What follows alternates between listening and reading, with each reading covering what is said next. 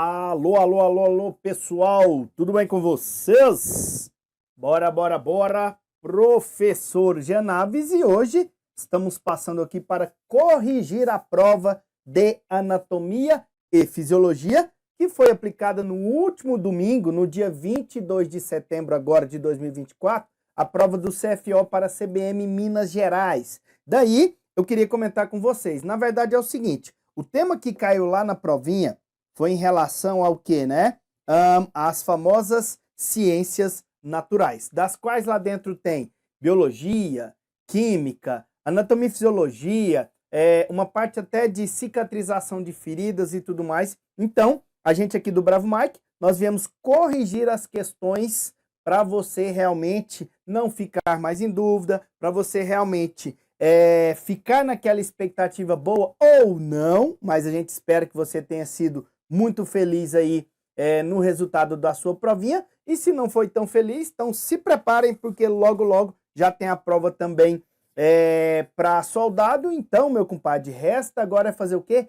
Estudar. E venha para o melhor projeto Bravo Mike, agora atacando em todos os CBMs do Brasil, tá ok? Então fiquem atentos, tá? Às nossas redes sociais, já siga aí o nosso Instagram, Projeto Bravo Mike, e nosso canal do YouTube também, já se inscreva, tá ok? Então vem com a gente, e detalhe, quem participou das nossas lives e de todas as aulinhas nossas aqui, presenciais também aqui em Brasília, nós fizemos um aulão de véspera aqui, e aí o que acontece? Eu sempre comentei e sempre falei, pode ser que no seu edital não venha discriminado a parte de emergências pré-hospitalares, porém, vira e mexe cai, para não falar que sempre cai, a parte em relação a emergências pré-hospitalares dentro da parte de biologia. Mais uma vez, Titi Bolofas, Titi Professor Jean Naves, graças a Deus, cravamos mais uma vez isso daí, tá? Porque o resultado de tudo, de toda e qualquer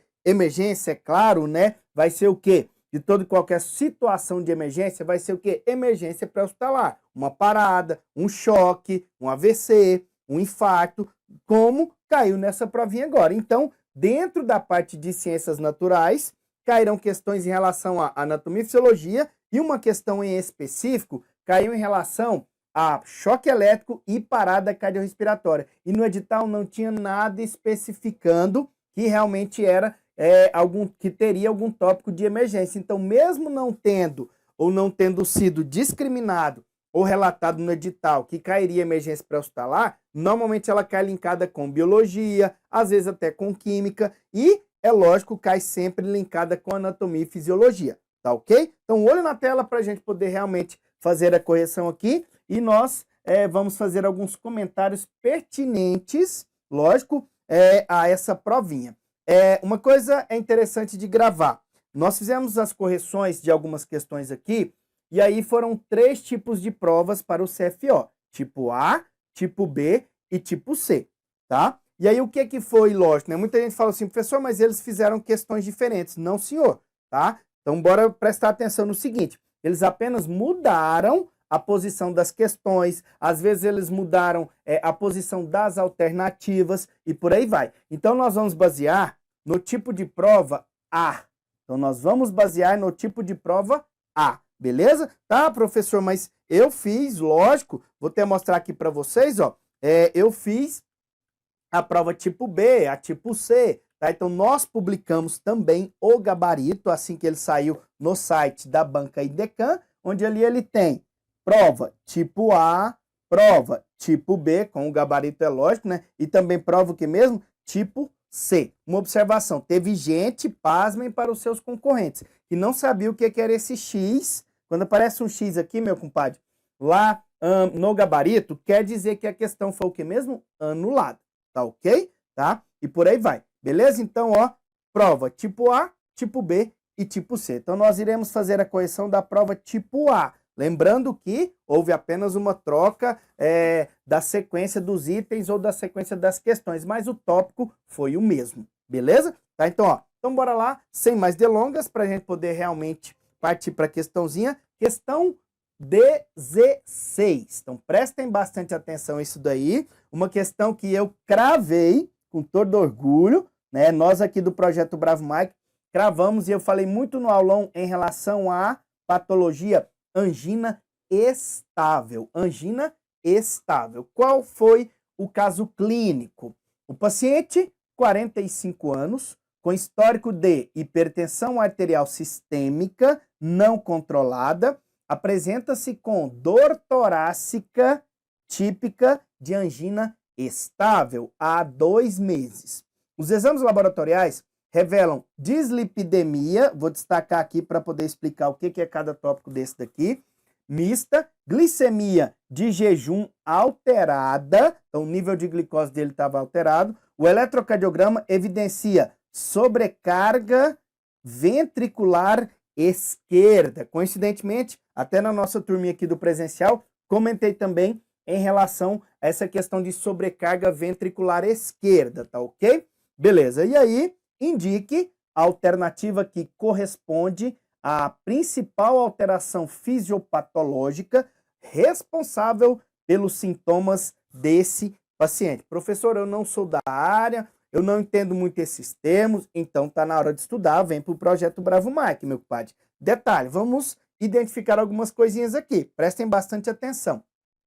Primeira coisinha, normalmente a gente abrevia hipertensão arterial sistêmica, tá?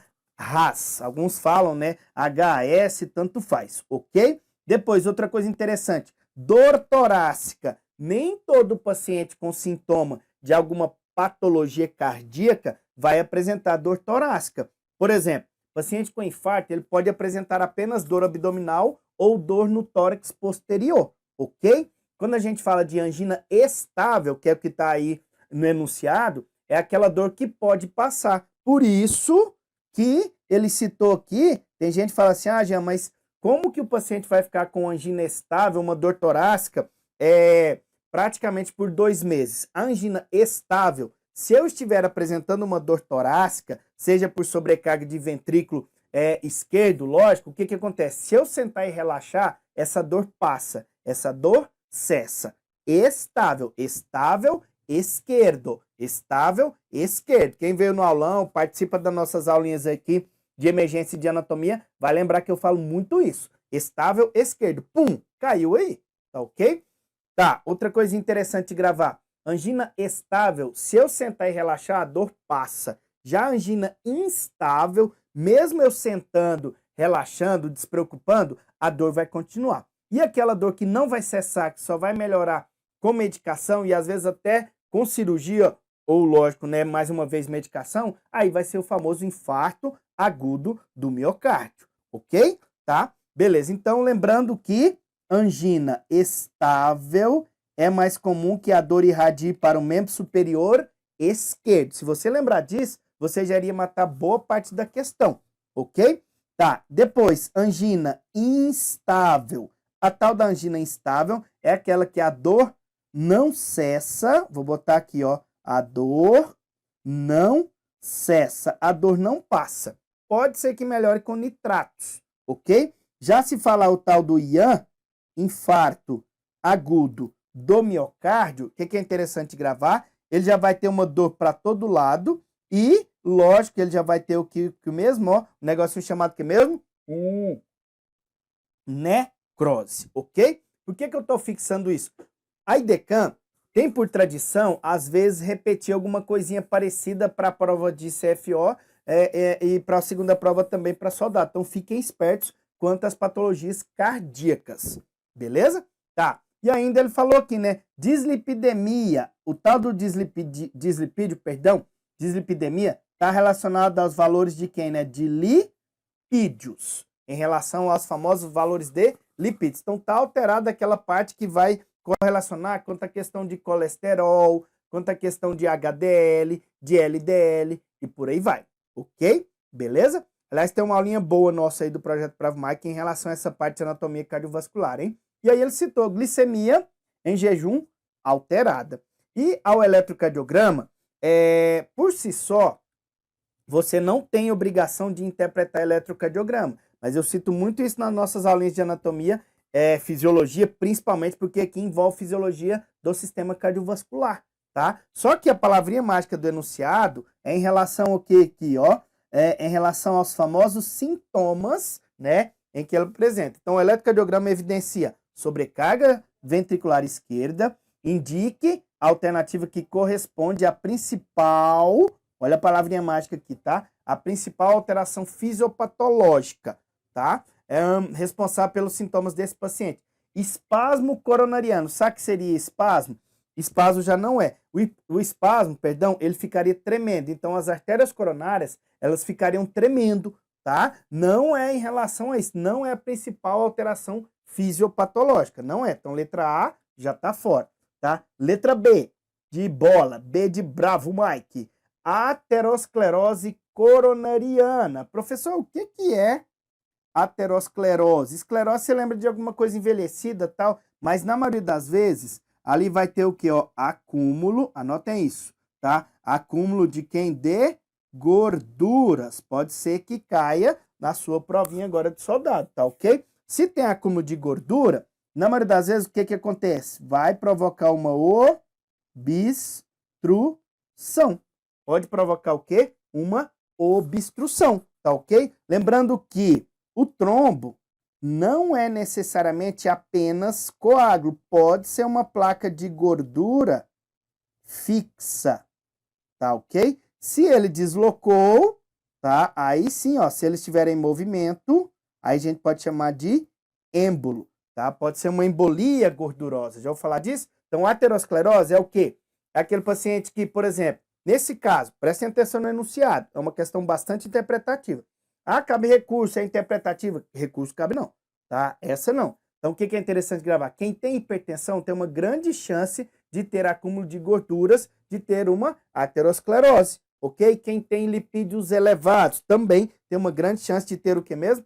Aterosclerose. Então, meu compadre, é realmente a letra B de Bravo Mike. A letra B de Bravo Mike. E aí, interessante gravar na letra C que ele falou hipertrofia ventricular esquerda. Então, na verdade, o que que acontece, né? Na angina estável, apesar de ter comprometido o lado esquerdo ali, ele não tem necessariamente uma hipertrofia, tá? O que que é uma hipertrofia? Atrofia seria a ausência de contração. Pode ser que aconteça. Hipertrofia, ele teria excesso de contração.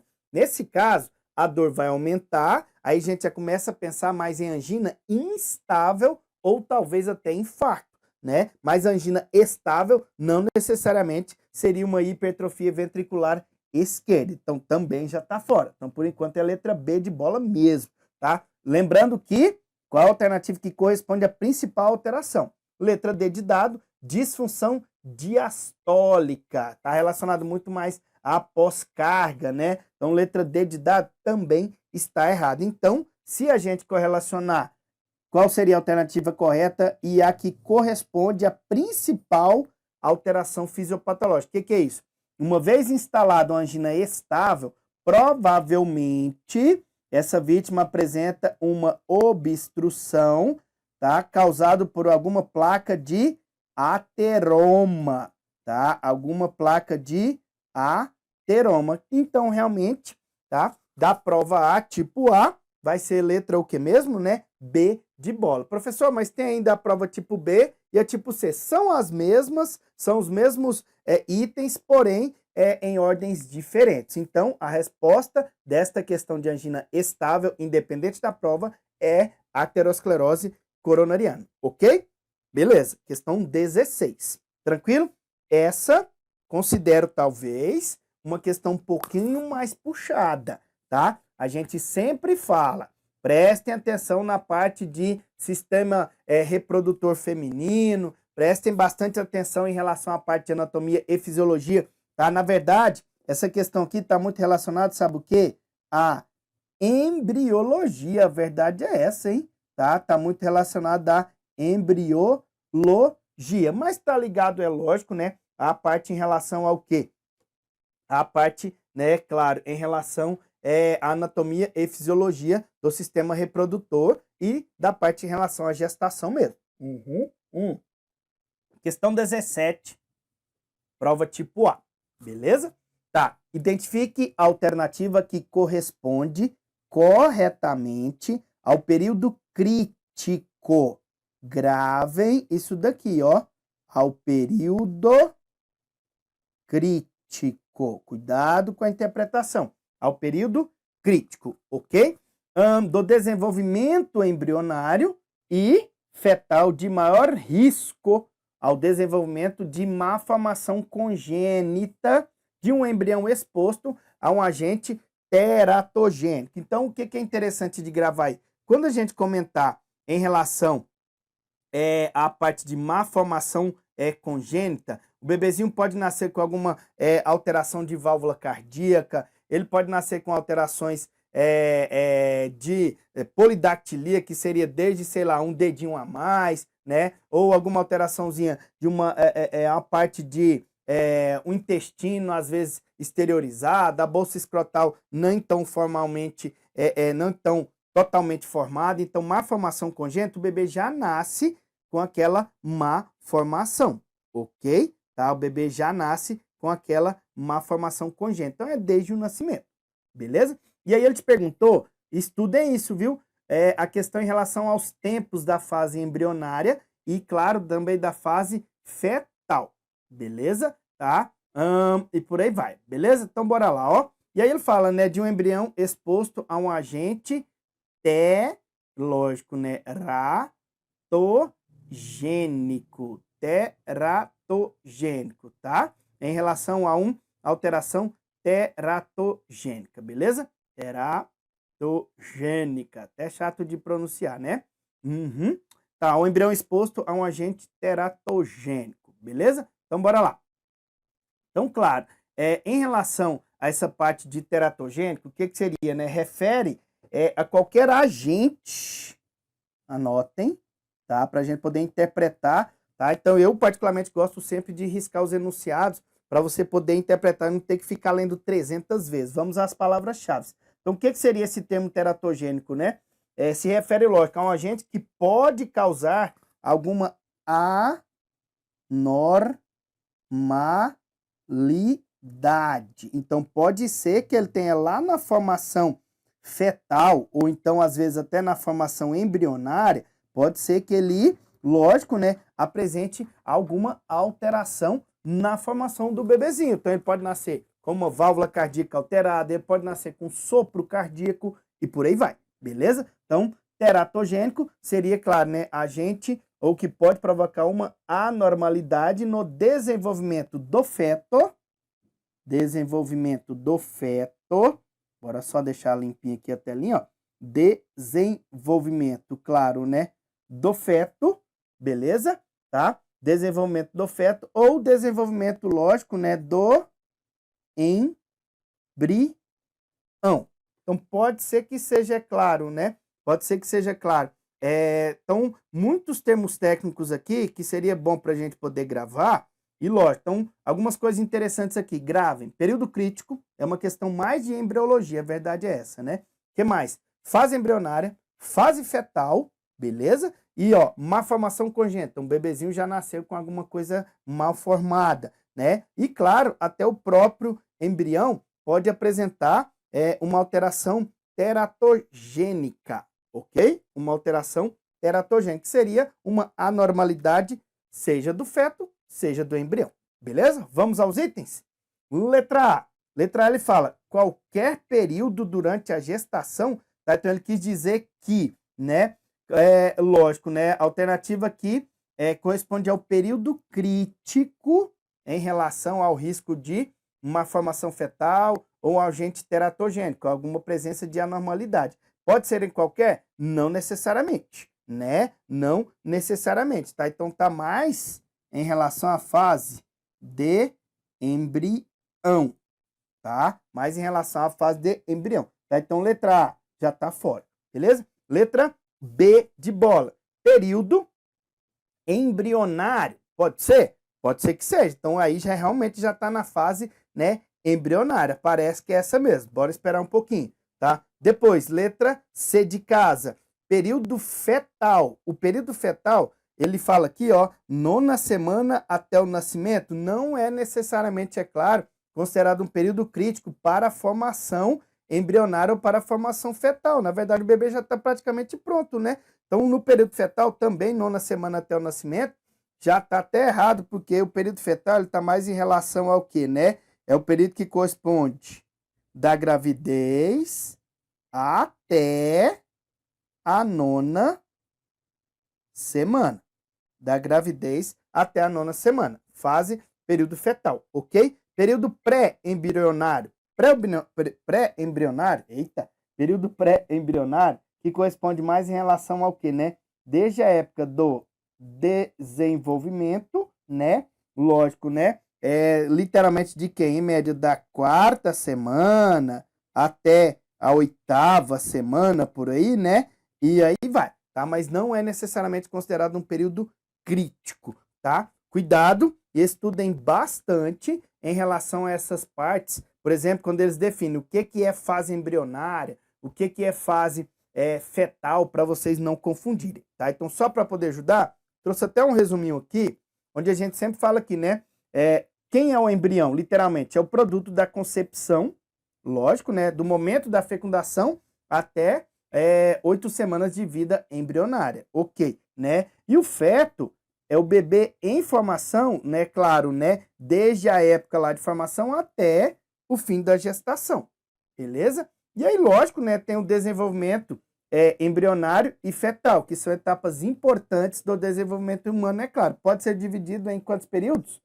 3 períodos. Tem lá, é lógico, fase embrionária, fase pré-embrionária e também, logicamente, fase o que mesmo? Fetal, beleza? Tá, então, lógico, mas aqui, se você considerar, cuidado que às vezes, eu já vi referência que traz uma alteraçãozinha de semanas, mas o que importa para vocês gravarem aqui seria em relação ao que, é claro, né? Em relação ao período crítico de desenvolvimento embrionário e desenvolvimento fetal. Professor, o que é o período crítico? Qual é o momento mais perigoso do bebê ter uma formação, uma má formação congênita ou o risco de um agente, né, que pode provocar anormalidades tanto na fase embrionária quanto na fase fetal? Sem dúvida alguma, vai ser durante, lógico, né, o período que mesmo? Embrionário, tá ok? Aqui no fetal tá errado, né, os tempos, né, e qualquer um, não necessariamente. Então, realmente, né, questão 17, tá? É uma questão mais em relação à embriologia, mas está linkada com a anatomia e fisiologia, né? Tá? Então, questão 17, prova tipo A, tá? Letra B de bola, ok? Beleza? E mais uma aqui, tá? Então, em relação à parte de anatomia e fisiologia linkada, né, com biologia, com embriologia, que na verdade está tudo dentro do tópico chamado ciências naturais. Chama atenção, tá? É bom sempre, mesmo que no edital não tenha especificado que vai cair emergências pré-hospitalares, nunca esqueça de algumas fases importantes da avaliação primária, da avaliação secundária, de alguns tópicos de parada, um pouquinho de queimadura, tá? Nunca chegue em qualquer prova de bombeiro, nunca chegue nu e cru em relação à parte de emergência. Pessoal, mas não tem no edital? Pum! Na prova, se eu não me engano, acho que do Corpo de Bombeiros do Pará, caiu questão de emergência linkada com biologia. Agora, de novo, caiu questão em relação, né, à parte, claro, de EPH, de emergências pré-hospitalares. Por exemplo, aqui, olha as palavrinhas que quem já está estudando CBMDF, CBM Minas, que já estava estudando aí, algumas palavrinhas que a gente já conhece, ó. Reanimação cardiopulmonar, caiu lá. Aplicação de compressas, caiu lá. Chegada da equipe especializada, caiu lá, né? Choque elétrico, que vira e mexe a gente fala. E aqui ele citou a questão de emergência. Então, meus amigos, sempre, sempre, sempre vai cair alguma coisinha em relação à parte de emergência, ok? Beleza? Questão 22, tipo A. Um bombeiro militar está realizando uma operação de resgate em uma área de alta tensão elétrica. Durante a operação, ele sofre um choque elétrico de alta voltagem. Indique o procedimento correto a ser adotado nessa situação de emergência. Muito bem. Letra A, ele fala: remover imediatamente o bombeiro da fonte de energia elétrica, verificar os sinais vitais e iniciar a reanimação cardiopulmonar, caso necessário. Certo ou errado? Bem interessante, hein? Bem interessante essa daí. Vamos deixar essa daí de stand-by. Letra B.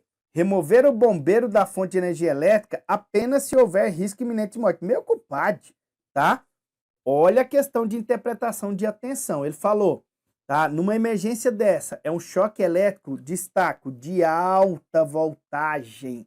É um choque elétrico de alta voltagem, tá? Beleza? Tá, então, ó, se houver, tem risco iminente, meu compadre? É claro que tem. Caso contrário, aguardar a chegada dos profissionais especializados.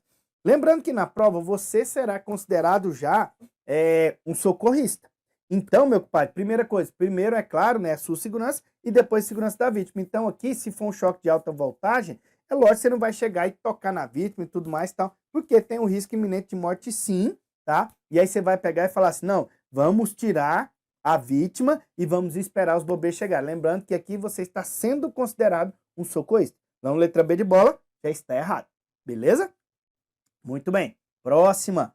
Aplicar compressas de água fria no local da queimadura elétrica e aguardar a chegada do socorro especializado ou do socorro médico. Tá? Detalhe, tu não vai fazer mais nada, tá? Lembrando que se você joga água, literalmente, se for uma descarga elétrica de alta voltagem, a água, né, claro, é considerada, claro, né, condutora, então você também vai receber uma descarga elétrica, meu compadre. Deu para entender? Tá? E aí você vai fazer isso, vai jogar água onde tem descarga elétrica, onde tem fiação, onde tem alta tensão elétrica, deixa de ser Zé Ruela, né? Olha a questão. Ah, professor, essa foi fácil. Foi fácil hoje porque já passou a prova, tá? Mas no dia você fica tenso. Totalmente errado.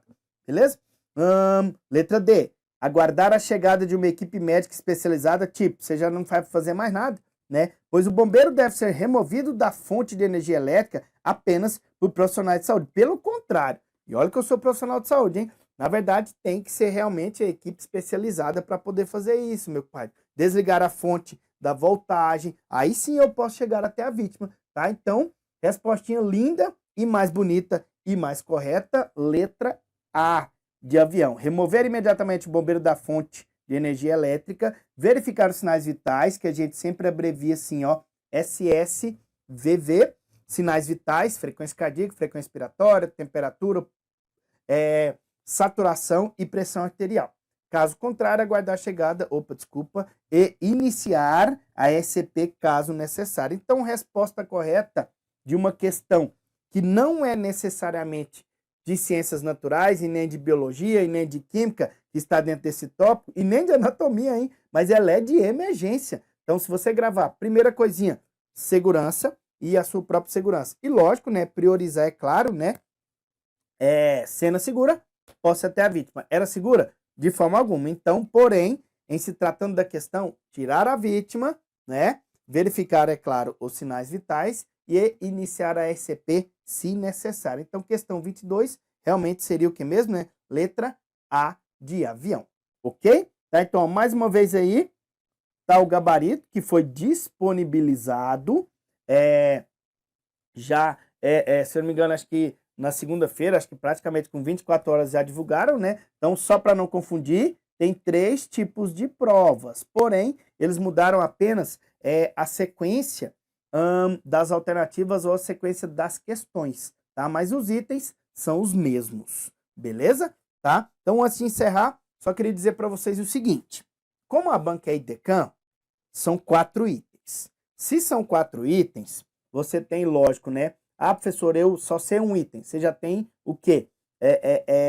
Uma chance maior. Se você considerar cada item com 25%, né? Já aumenta a chance de acerto, né? É lógico, né? E por aí vai. Ah, eu já sei 2 itens. Normalmente a IDECAM ela coloca, por exemplo, vamos pegar os itens aqui, ó. Só para vocês poderem ter noção. Experiência própria, né? Então, por exemplo, tem um item fácil, na maioria das vezes, né?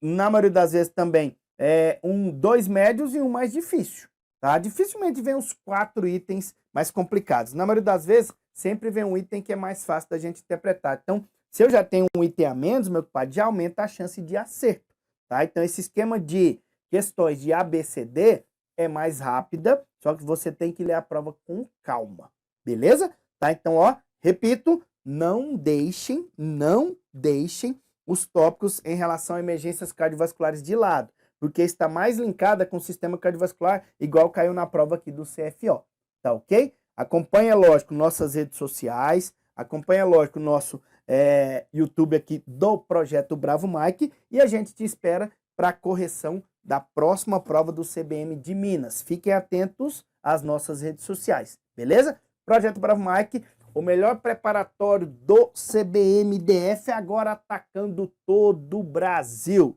Se preparem com os melhores e mais experientes e gabaritados professores do mercado, beleza? Grande abraço, fiquem com Deus, a gente te espera, lógico, no seu curso de formação e, quiçá, na sua festinha de aprovação, meu compadre.